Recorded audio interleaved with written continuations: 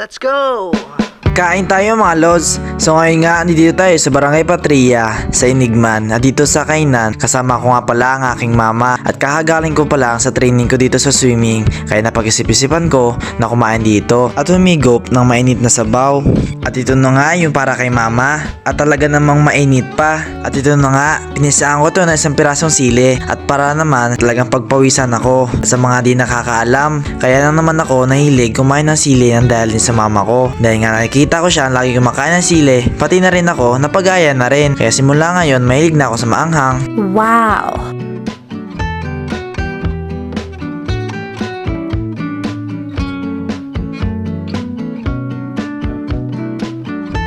At dahil busog na nga kami, uuwi na kami mga lods. At dahil maggagabi na rin. Di pa alam ni mama na meron pala akong mangga. Pinitas ko ito dun sa school namin. Pero nagpaalam naman ako kay mamang guard. Yun na nga ang i-dessert namin. Di na kami kakain ng kanin.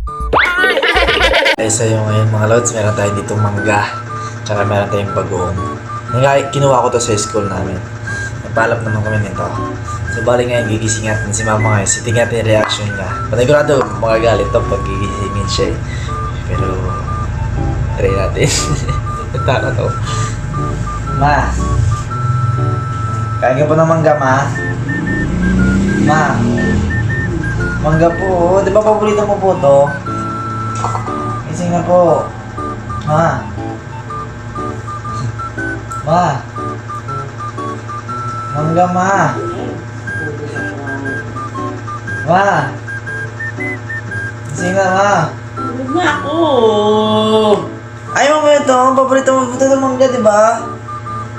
Gising na po, ma. Ina!